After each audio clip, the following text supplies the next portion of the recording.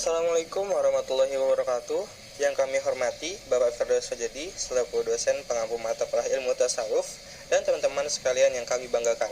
Kami dari kelompok 5 yang beranggotakan, yang pertama ada Ahmad Al-Fajri, yang kedua adalah Ahmad Maulana, yang ketiga adalah Muhammad Syahrul Sabda, yang keempat adalah Satria Bukti Bowo. Izinkan kami untuk mempresentasikan hasil diskusi kami mengenai tasawuf dan tazkiyatun nafs. Yang pertama ada definisi tasawuf. Tasawuf adalah merupakan suatu ilmu pengetahuan yang mempelajari cara dan jalan bagaimana seseorang dapat berada sedekat mungkin dengan Tuhan. Kemudian ada menurut etimologi, yaitu ada dari ahlu sufah, yaitu orang-orang yang berpindah ikut dengan Nabi dari Mekah ke Madinah. Kemudian ada pengertian dari sofi dan sofiyun, yaitu bersuci. Maksudnya seorang sufi adalah orang yang disucikan. Kemudian ada suf adalah yang mengartikan adalah kain wol kasar yang dibuat dari bulu. Maksudnya di sini sufi ini bahwa orang-orang sufi dahulu sering memakai pakaian yang berbuat dari kain wol, yaitu dengan pakaian yang sederhana. Kemudian ada definisi tasawuf menurut para ahli. Yang pertama adalah menurut Syekh Muhammad Amin Al-Qurdi, yaitu tasawuf adalah suatu ilmu yang mempelajari hal ihwal, kebaikan dan keburukan jiwa, cara membesarkannya dari sifat-sifat yang buruk dan mengisinya dengan sifat-sifat terpuji, cara melakukan suluk menuju keridhaan Allah dan meninggalkan larangannya. Kemudian yang kedua menurut Al-Nuri, yaitu tasawuf adalah penyangkal semua kesenangan diri sendiri. Kemudian yang ketiga adalah menurut Al-Shazli, yaitu tasawuf adalah latihan jiwa dalam rangka ibadah atau ubudiyah, kemudian menempatkan dan mengembalikan jiwa sesuai dengan ketentuan dan hukuman ketuhanan, yaitu adalah rububiyah. Ketiga ada akhlak seseorang dalam tasawuf. Nah, ada 3 macam yang harus dilakukan oleh seseorang yang mengikuti jalan tasawuf. Yang pertama adalah akhlak kepada Tuhan, yaitu dengan memenuhi perintahnya tanpa kemunafikan atau kepaksaan, yaitu dalam menjalankan perintah-perintah Allah sesuai dengan Al-Quran dan Sunnah harus dengan ikhlas karena Allah Ta'ala tanpa adanya paksaan atau kemunafikan. Kemudian ada kedua adalah akhlak kepada manusia, yaitu dengan menghormati yang lebih tua dan berlaku kasih sayang kepada yang lebih muda, dan berbuat adil terhadap sesama dan tidak mencari balasan dan keadilan dari segenap pada umumnya. Kemudian yang ketiga adalah akhlak kepada diri sendiri, yaitu dengan tidak menuruti hawa nafsu dan setan. Kemudian ketiga akhlak ini yang menjadikan seorang sufi menjadi orang yang paling mulia di hadapan Allah. Selanjutnya akan dijelaskan oleh teman saya. Selanjutnya ada sifat seorang tasawuf. Untuk menjadi sufi, setidaknya seseorang itu harus memiliki 4 sifat sebagai berikut. Yang pertama, berakhlak dengan akhlak Allah Subhanahu wa Ta'ala. Yang kedua, senantiasa melaksanakan perintah-perintahnya, baik berupa ibadah ataupun menjauhi larangannya. Yang ketiga, meninggalkan kemenangan hawa nafsu di dalam dirinya karena malu kepada Allah Subhanahu wa Ta'ala. Yang keempat, berusaha selalu bersama dan berkenan dengan Allah Subhanahu wa Ta'ala secara bersungguh-sungguh. Selanjutnya ada definisi tazkiyah al-nafs. Tazkiyah memiliki beberapa definisi, di antaranya sebagai berikut. Yang pertama, tazkiyah diartikan sebagai ajaran dari para rasul kepada manusia yang apabila dipatuhi akan menyebabkan jiwa mereka tersucikan olehnya. Yang kedua, tazkiyah diartikan sebagai mensucikan diri dari jiwa yang kotor. Yang ketiga, tazkiyah juga dapat diartikan sebagai mensucikan dirinya dari syirik, karena dalam Al-Quran perbuatan syirik merupakan perbuatan yang najis. Dan yang keempat, tazkiyah juga dapat diartikan sebagai mengangkat martabat manusia dan mengangkat martabat kaum munafik ke martabat kaum mukhlisin. Selanjutnya ada pengertian tazkiyah menurut para sufi. Tazkiyah adalah penyucian batin untuk mendekatkan diri sedekat mungkin kepada Tuhan melalui berbagai proses yang harus dijalani. Selanjutnya ada 4 arti al-nafs menurut kamus ilmu tasawuf. Yang pertama, nafs sebagai al-qalb, yaitu bermakna sesuatu yang bersifat sangat halus atau lembut, mempunyai sifat ketuhanan atau robbaniyah dan ruhaniyah. Selanjutnya, nafs sebagai al-ruh atau roh, dalam arti nyawa yang bersumber dalam hati jasmani. Yang ketiga, nafs sebagai al-aqal, yaitu akal yang mengetahui hakikat sesuatu. Akal diibaratkan sebagai sifat ilmu yang bertempat pada jiwa. Yang keempat, nafs itu sendiri. Nafs adalah kekuatan hawa nafsu, amarah, syahwat, dan perut yang terdapat dalam jiwa manusia dan merupakan sumber bagi timbulnya akhlak tercela. Jadi, tazkiyah al-nafs juga berarti penyucian jiwa dari sifat-sifat kebinatangan dan sifat-sifat setan. Kemudian mengisi dengan akhlak ketuhanan atau akhlak robbaniyah. Kita akan membahas tentang klasifikasi an-nafs. Menurut Al-Ghazali, an-nafs diklasifikasikan menjadi 3, yaitu nafs al-ammarah, yaitu jiwa yang membantah bahkan patuh terhadap syahwatnya atau patuh kepada ajakan-ajakan syaitan. Itu jiwa yang membujuk seseorang untuk berperilaku buruk. Contohnya apa? Contohnya yaitu meninggalkan sholat. Yang kedua ada nafs al-lawamah, itu jiwa yang dimiliki oleh seseorang dalam kondisi belum hidup tenang, tapi sudah berupaya menolak nafsu syahwatnya. Contohnya, Budi, termalam kabar enggak? Enggak, gue mau ngaji, kata Budi. Dalam penolakannya itu, Budi menyesal menolak ajakan mabar.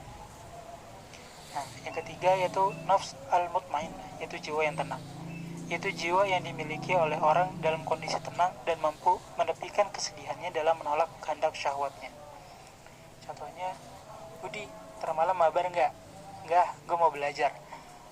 Dalam penolakannya itu, Budi enggak menyesal dalam menolak ajakan mabar dari teman itu. Next, dalam literatur tasawuf, an-nafs memiliki 8 tingkatan. Yaitu ada nafs ammarah bil asu, yaitu potensi dorongan hati selaras dengan nafsu yang condong kepada keburukan. Jadi orang tersebut bersikap biasa aja tanpa ada rasa menyesal. Yang kedua, nafs lawamah, yaitu nafsu yang sudah memiliki ketersediaan serta menyesali dirinya setelah membuat kesalahan. Jadi orang tersebut melakukan kesalahan. Setelah melakukan kesalahan, dia menyesal telah melakukan itu. Yang ketiga, nafsu musawwarah, yaitu nafsu yang dapat membedakan antara yang baik dan buruk. Tetapi baginya, melakukan hal-hal yang buruk sama halnya melakukan kebaikan. Jadi orang tersebut tahu hal tersebut salah, tapi dia tetap ngerjain kesalahan tersebut. Yang keempat ada nafs mutmainnah, yaitu nafsu yang telah memperoleh tuntunan serta pemeliharaan kepada yang baik. Jadi orang tersebut tidak pernah terpikirkan hal-hal yang buruk. Dia tahu itu salah dan dia tidak melakukannya. Contohnya, bersabar jika dia perlakukan buruk, memilih diam ketika marah. Next, yang kelima ada nafs mulhamah, yaitu nafsu yang mendapat petunjuk dari Allah serta dianugerahi ilmu pengetahuan. Pada tingkatan ini, nafsu sudah terbuka dengan bermacam petunjuk dari Allah. Jadi tingkah lakunya sehari-hari mendapatkan bimbingan atau petunjuk dari Allah. Contohnya, suka bersedekah, qanaah, tawadu, sering mendapatkan intuisi dari Allah. Yang keenam ada nafs mardiyah, yaitu nafs yang menggapai ridha Allah. Indikasinya tampak pada kesibukannya berzikir, ikhlas, memiliki karamah serta mendapatkan kemuliaan yang menyeluruh. Jadi seluruh waktu dia berikan untuk Allah. Dalam hal ini dia berzikir, membaca Quran, bersolawat, dan lain-lain. Karena hal tersebut, orang tersebut itu diberikan kelebihan oleh Allah, atau sering juga disebut karamah. Yang ketujuh, itu nafs radiyah, itu nafsu yang ridho kepada Allah. Tingkah lakunya sama dengan nafs mardiyah. Yang jadi perbedaan dari nafs mardiyah adalah feedback dari Allah, yaitu kelebihan. Jadi nafs radiyah ini tidak memiliki kelebihan yang telah diberikan oleh Allah kepada nafs mardiyah, yaitu karamah. Yang kedelapan yaitu nafs kamilah, yaitu nafsu yang sudah sempurna bentuk dan dasarnya telah cukup untuk melaksanakan petunjuk serta menyempurnakan penghambaan diri kepada Allah. Nafsu ini dimiliki oleh Rasul sebagai manusia yang sempurna. Selanjutnya akan dilanjutkan oleh Syahril. Selanjutnya, metode melaksanakan tazkiyah al-nafas. Di dalam proses tazkiyah al-nafas, terdapat beberapa metode yang harus dilakukan oleh seseorang. Di antaranya, yang pertama metode takhalli, yang merupakan pembersihan diri dari berbagai dosa. Tindakan nyatanya yaitu dengan bertaubat. Selanjutnya, metode tahalli, yang merupakan pengisian jiwa dengan sifat-sifat terpuji dan juga dengan kebaikan-kebaikan. tindakan nyatanya yaitu dengan melakukan ibadah kepada Allah Subhanahu wa taala, tadabbur Al-Qur'an, jujur, adil dan lain sebagainya. Selanjutnya metode yang ketiga yaitu tajalli, yang merupakan kondisi di mana tersingkapnya tabir antara manusia dengan Allah Subhanahu wa taala.